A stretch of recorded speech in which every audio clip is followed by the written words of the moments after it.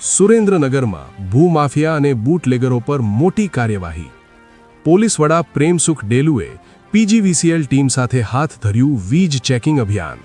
સુરેન્દ્રનગર જિલ્લાના થાનગઢ તાલુકાના જામવાડી ગામમાં જિલ્લા પોલીસ વડા શ્રી પ્રેમસુખ ડેલુના નેતૃત્વ હેઠળ ભૂમાફિયા અને બૂટલેગરોના મકાનો પર વીજ ચેકિંગની મોટી કાર્યવાહી હાથ ધરવામાં આવી. આ કાર્યવાહી દરમિયાન પીજીવીસીએલની ટીમ સાથે મળીને અનેક મકાનોમાં તપાસ કરવામાં આવી હતી, જેમાં મોટા પાયે વીજ ચોરી ઝડપાઈ હતી.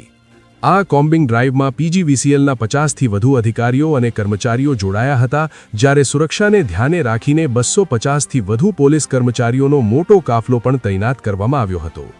પોલીસ વડા પ્રેમસુખ ડેલુના માર્ગદર્શન હેઠળ એએસપી, ડીવાયએસપી, લીંબડી અને ચોટીલા ડીવાયએસપી તેમજ વિવિધ પોલીસ સ્ટેશનોના પીઆઈ, એલસીબી અને એસઓજીની ટીમો પણ આ વિશેષ કામગીરીમાં જોડાઈ હતી.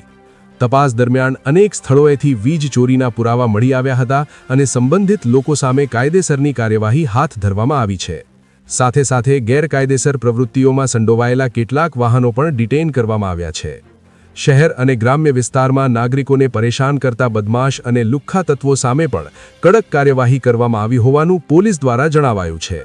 રિપોર્ટર સિકંદર ભટ્ટી, સુરેન્દ્રનગર.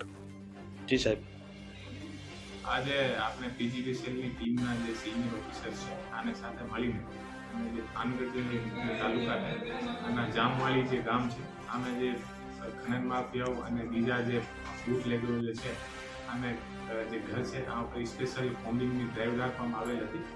આ જે ડ્રાઈવ હતી આ ડ્રાઈવ દરમિયાન લગભગ 50ની આસપાસ પીજીવીસીએલની ટીમ અને લગભગ 150થી 250ની આસપાસ પોલીસના અલગ અલગ રેન્કના અધિકારી છે, જેને એએસપી અને ડીવાયએસપી લીંબડી, ડીવાયએસપી ચોટીલા અને તમામ અલગ અલગ પોલીસ સ્ટેશનના પીઆઈ અને એલસીબી એસઓજીની ટીમ પણ સાથે મળીને અને અમે લોકો કાર્યવાહી કરી છે.